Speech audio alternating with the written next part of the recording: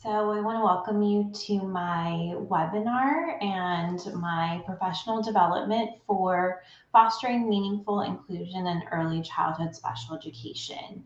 I hope that throughout this presentation, I'm able to share what inclusion is, the benefits, and some of the defining characteristics of inclusion in early childhood, and then some of the challenges that we face when trying to implement and sustain a more inclusive learning environment.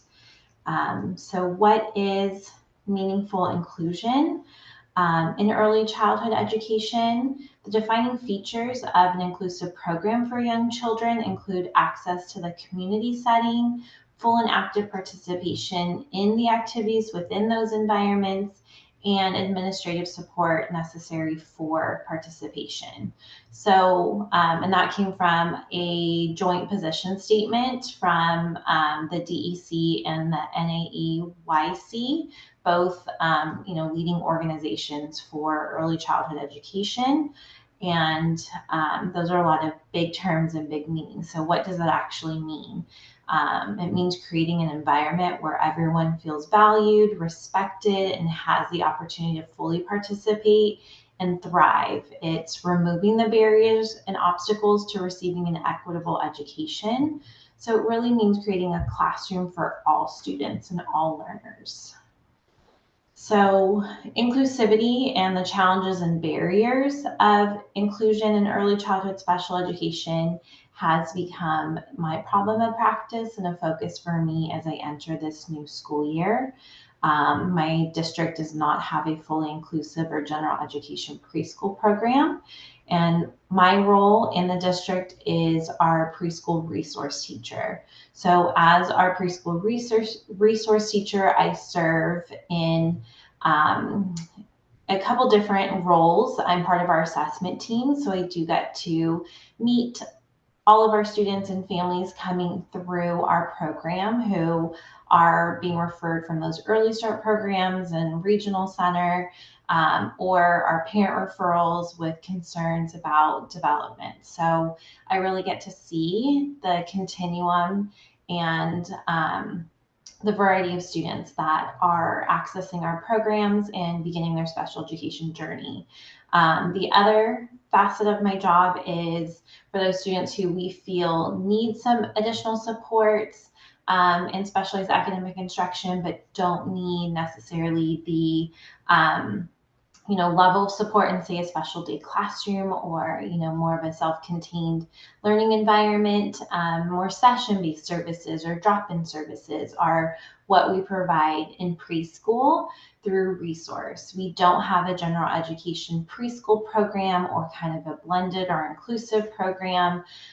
So our opportunities are pretty limited, and we don't have that least restrictive environment. We offer just specialized services. And then for our students not in those special day classrooms, it would be accessing community-based services or programs or preschools. So that being said, we aren't providing that least restrictive environment, which has led us to have very poor marks on a few different indicators on our special education kind of district report card, if you will. And we have to make changes to improve that, or we'll continue to have bigger impacts and requirements to meet from the California Department of Education. So it's not just something that we are striving to improve, but something now we really have that nudge and push to do. So that led me to some of these inquiry questions that have kind of guided this problem of practice and how I can put this into play. How do educators in early childhood settings define inclusion? So some of this hopefully can kind of provide us with that definition and what that looks like across the board. Because it's hard to know, are there consistent and aligned approaches to inclusive practices, or are there a lot of differences in how we implement?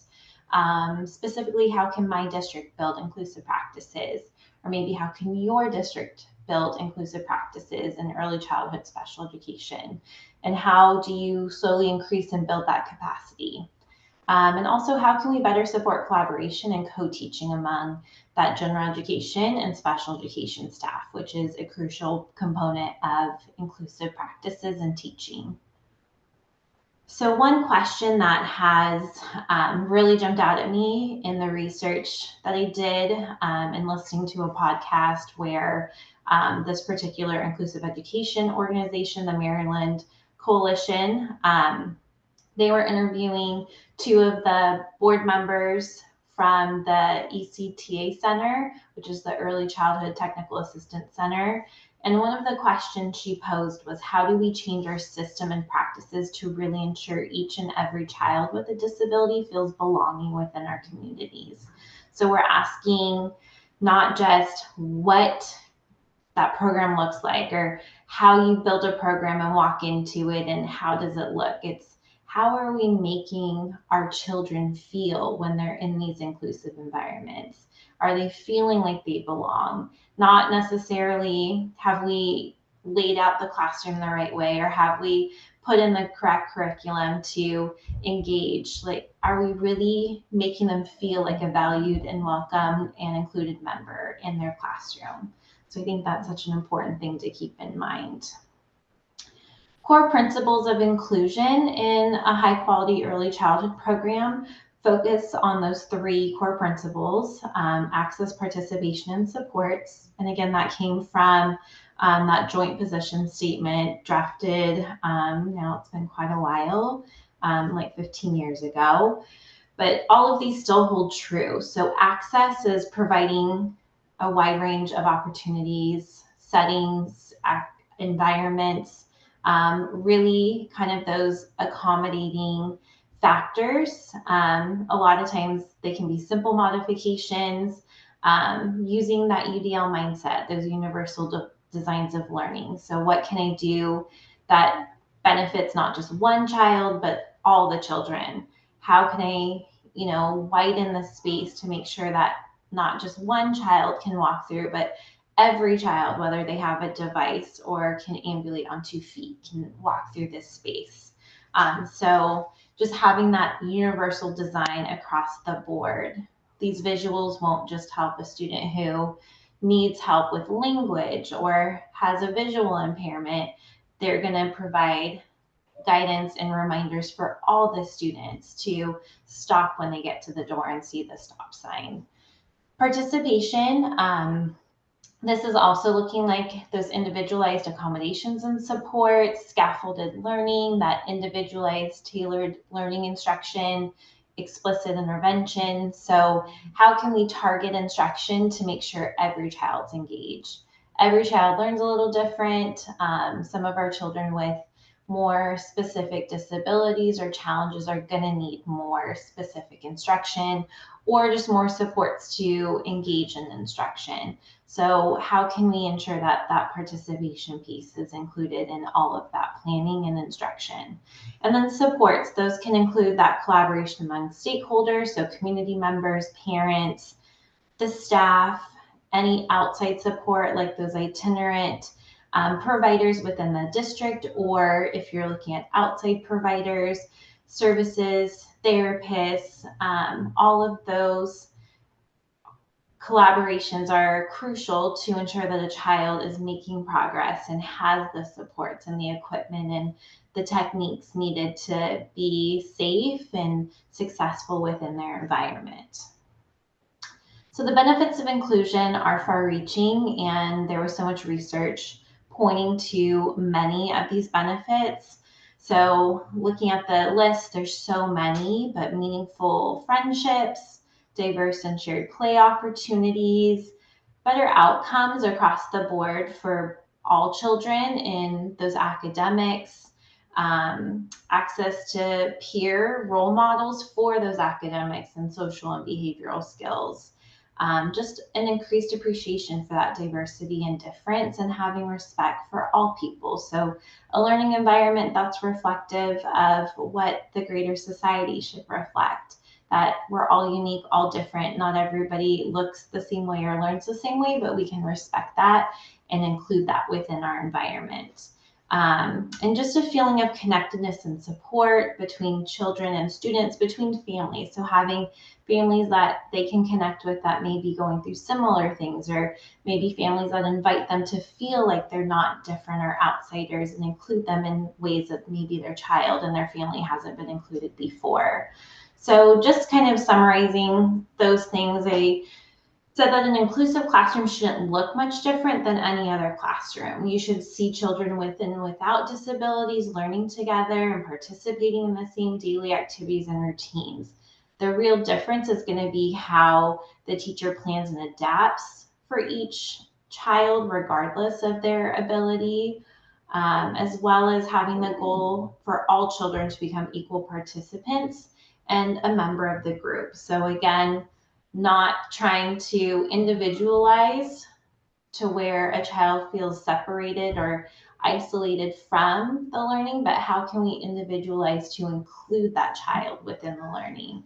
How can we provide a lesson and kind of go with the flow and figure out what's going to work best for each child, but still reach the overall goal of what the lesson or the activity was meant to do. So a few of the points of research that were kind of highlighted here that I wanted to share from benefits of inclusion. So just noting that so much research shows that students with and without disabilities benefit both socially and academically from inclusion, and that those settings provide crucial social, emotional, and academic foundations that support all the outcomes for students. And we can help to better understand and celebrate those differences.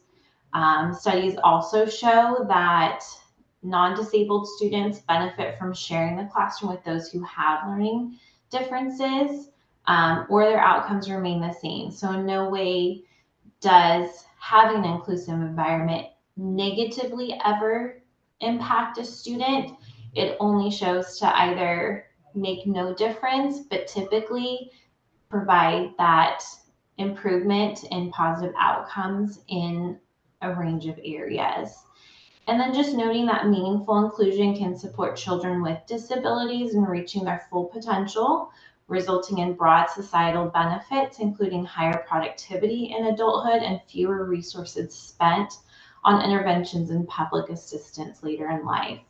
So I think this just really speaks to inclusion isn't just a benefit to that child when they're in preschool in a learning environment where they're playing and just exploring. It truly sets the foundation to be better prepared for society and for real life. And when an adult, when a child is leaving our education system, to rely less on those public services and resources. While I feel like it's always important to have those safety nets for individuals that truly need them, the fact that an individual doesn't need them or may not have to rely on them because we've given them these early opportunities is huge. And I think all individuals want to go through life feeling that they can be self-sustaining and self-sufficient.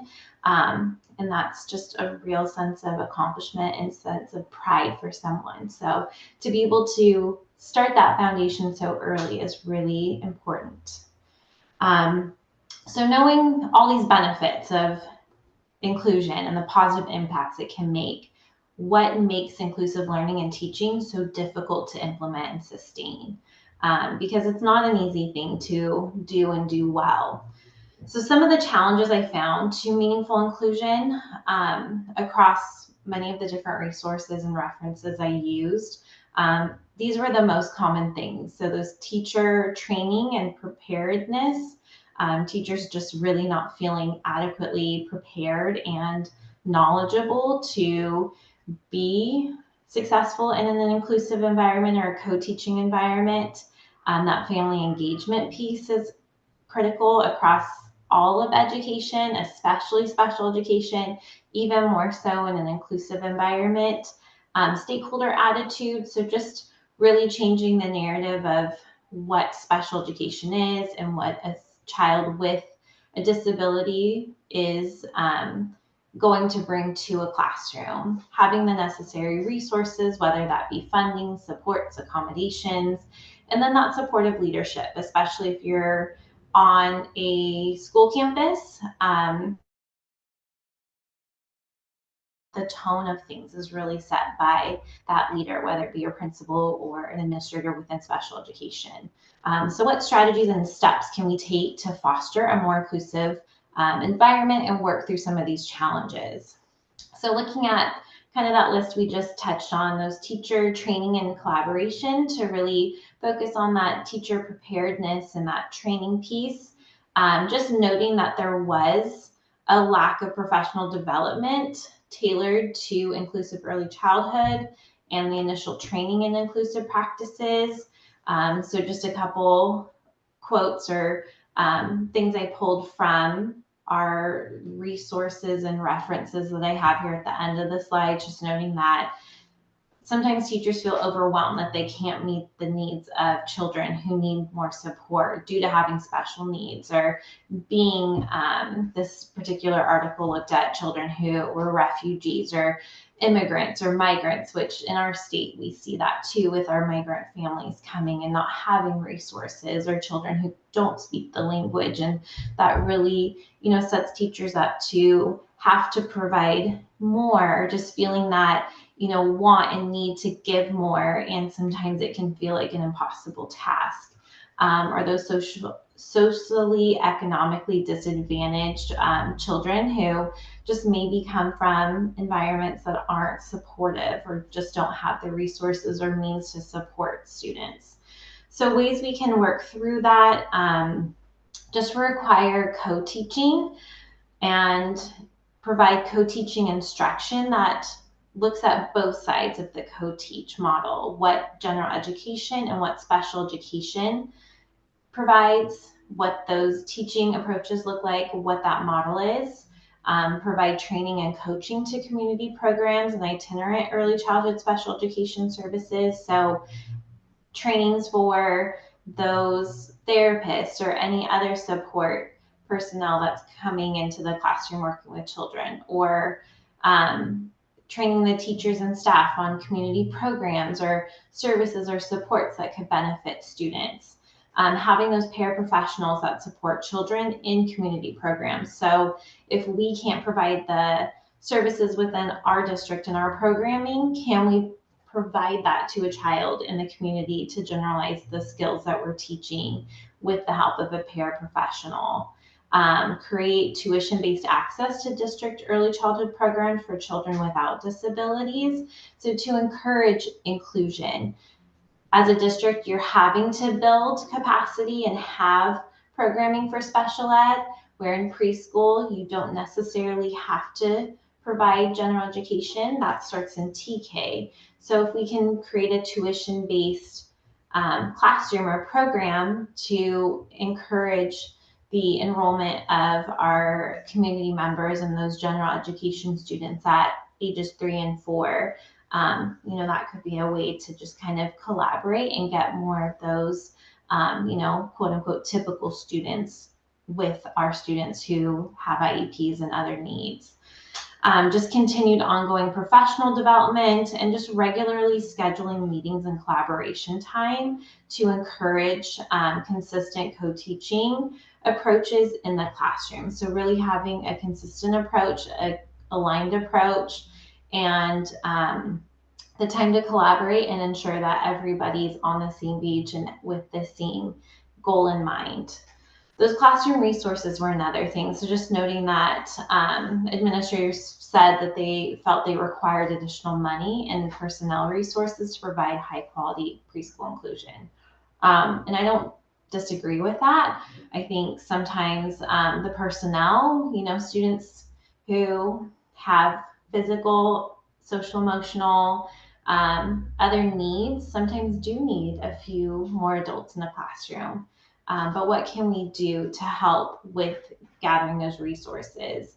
Just by informing stakeholders that inclusive early childhood services do not cost more than separate services. So by creating inclusivity, having everything in one spot, it's no different than, looking at those separate services and those more exclusive type models of instruction. Integrating and blending funding streams from different programs. So what can special education, what can general education, what can PTA or community-based resources provide to create an environment that is accessible to all children.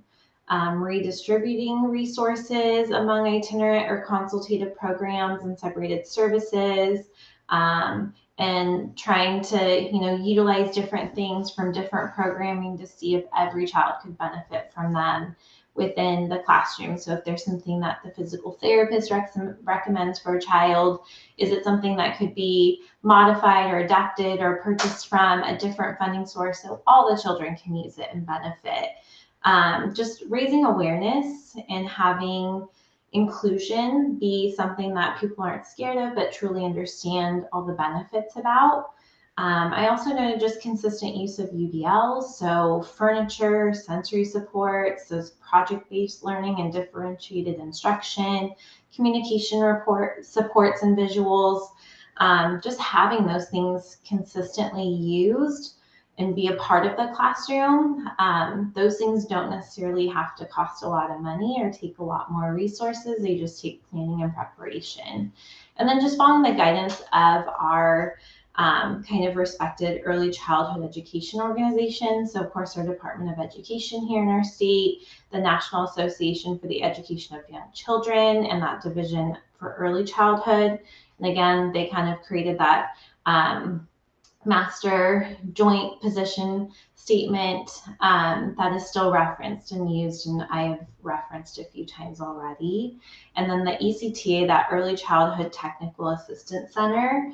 All of these are just reputable organizations that can provide so much guidance and kind of the newest approaches and evidence-based practices to continue to provide high quality inclusive environments. The family engagement piece, just noting that families are those first teachers and the most important teachers to children. They should be equal members and partners within decisions and those inclusive environments. So just maintaining strong communication, warm and welcoming environments for the families, offering family workshops and events, collaborating to find those community activities and events, facilitating parent groups or info exchanges. So those families can stay connected and feel like they have that common ground and connection through you and your program, offering home visits. So just trying to connect with families in ways that they feel comfortable and confident and they feel supported and seen. But that communication piece is always going to be so critical. Just feeling like they are updated, included, valued, and given the information to know that their child is doing well and engaged and thriving within their setting.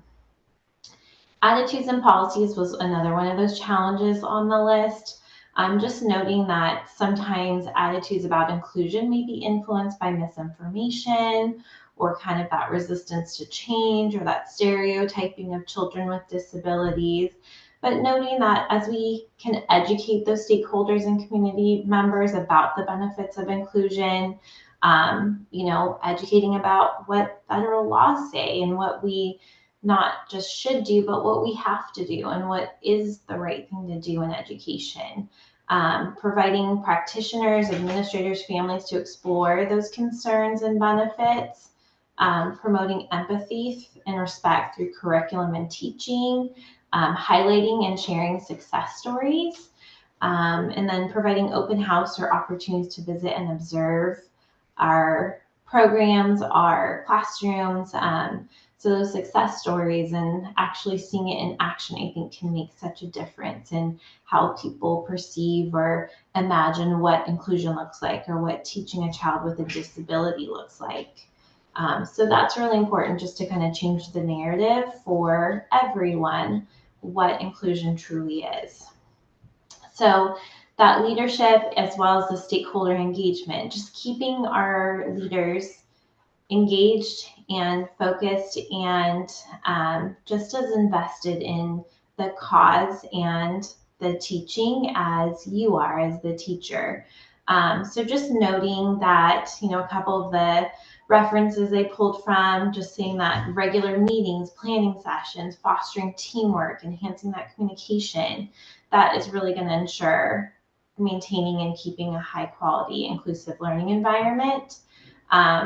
We have to make sure that that leader is working to create a more inclusive and equitable learning environment. And just kind of that quote at the end, when a school's culture is strong, it weathers the storm. Teachers, staff, students, parents, and community feel that they belong, that they are part of something greater than themselves, that they are contributing to a just cause, that they are there to give of themselves, contribute, collaborate, driven by a belief that the whole system is greater than the sum of its parts.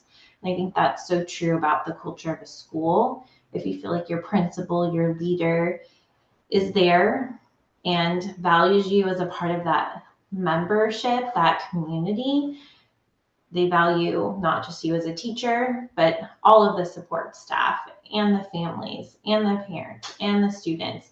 You just realize that as a community, you're much stronger and greater than one individual classroom or teacher or student is. And I think when you have that leadership on your campus, you're able to take those actionable steps so much easier. So possible solutions. So again, fostering a culture of inclusion and promoting diversity, creating work groups to promote collaboration and sharing ideas or concerns, that communication piece again, success stories, developing community events and meetups, and then working with leadership to support and bridge gaps in the areas where they need support. So if you have a leader, a principal who isn't sure about how to start with inclusion or create inclusive opportunities, providing those gaps or those ideas or leading them to an article or research or setting up a meeting or presenting professional development like this and just giving them the opportunity to learn more and be engaged more and feel like a valued member in the decisions. So how can I make meaningful changes and solve my problem of practice? And, this goes to me, but hopefully to you if you're looking to make some of these changes as well. So my action plan, how I plan to move forward, would be to share information about the benefits and importance of inclusion. So I feel like I found a lot of great references and resources that I shared here today. But it was hard to find any negative things about inclusion. There's the challenges to how do we do this, but never why do we do this.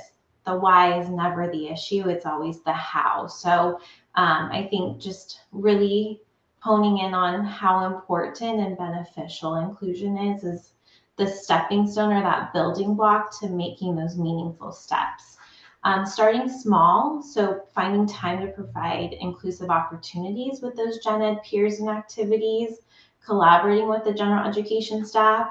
So maybe it means with my small group, seeking out a shared recess time with a TK or kinder group, a similar age peers, seeing if we can go visit the library during an appropriate time, joining a fun activity or presentation or assembly that's happening on campus. So I think there's a lot of small ways you can start incorporating inclusive activities and ways to spend time with general education peers, and then building up to, can we create an activity? Can we go into the classroom and really target some instruction and learning?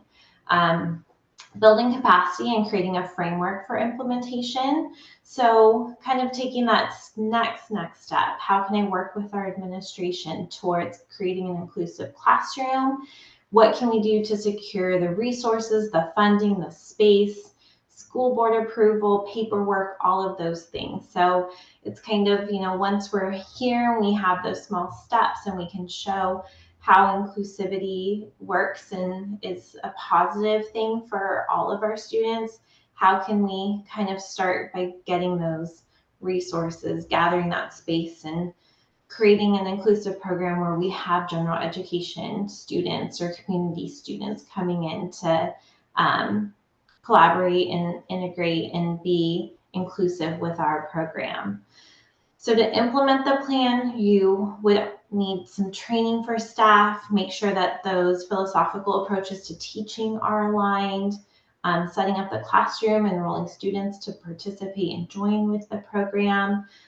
So some of those actionable steps and more of that clerical, behind the scenes building, continuing to seek resources and supports, and engaging in professional development and communities of practice. So really trying to gather as much information as you can from others that are doing the same things that you are. So just noting that solving the problem of practice to address the challenges and barriers of inclusivity in early childhood special education is a continuous journey requiring sustained effort from all stakeholders. And just this quote also stuck out for me. Just the concept of purposeful, continual improvement is at the heart of a high-functioning school system. So knowing that, we may make small steps, but there's always room to improve, and there's always a way to build more purpose and more meaning, and that's how we continue to create a high-functioning school system, or that high-quality early childhood educational program. So in my reflection, just knowing that my passion for special education and preschool continues to grow and remains a constant within my professional life. I love this age group. I love what early childhood means, and that we truly get to be kind of the first stepping stone in the educational journey for a child and family. I do have a better understanding of inclusive practices and how to build an inclusive preschool program, and how I can use those accommodations and supports and strategies to benefit all learners in classroom environments. So again, it's that starting small changes, small programming can lead to bigger results. I hope that I can become more of an inclusion specialist and leader and promote a more equitable and meaningful learning experience for all my students. I want to foster that inclusivity, create an environment that's meaningful and equitable for all my students, regardless of their needs. I always strive to create a safe and inclusive space that promotes respect, empathy, and understanding. Just feeling safe and supported at school is huge, especially when you are 3 and 4 years old. It's not about what you're learning necessarily. A lot of times it's how you feel. Do I feel safe? Do I feel happy? Do I feel loved and engaged? And if those are things that we can do and accomplish at such an early age, it really builds a positive meaning to school and to teaching. So by doing so, I hope to create small but impactful changes in our preschool program and make bigger strides towards creating a more inclusive program. Just knowing that through those small changes and intentional actions to create more inclusive interactions in teaching, I can begin to build some capacity. So it can seem like a daunting task, but small steps, small things, small activities, small, just changes in practices and how I collaborate with my fellow educators on campus can make big changes and lead to those steps to just a more inclusive program. And just keeping in mind that nothing happens overnight and change isn't instantaneous, but intentional teaching and a love for my students is where I can start and create positive changes. So I feel like focusing on that, just knowing nothing happens right away. Change takes time and patience, and if I just stay the course and keep my intentions there, and keep my students at the center of it all, I can definitely create some positive changes. So some great resources to always have on hand and continue to reference and just check in with to ensure you're using those evidence-based practices in early childhood. education and special education, as well as just inclusive practices. So as I mentioned before, the California Department of Education, their inclusive early education resources. I also mentioned the Early Childhood Technical Assistance Center. They have a page here that I linked for indicators of high quality inclusion.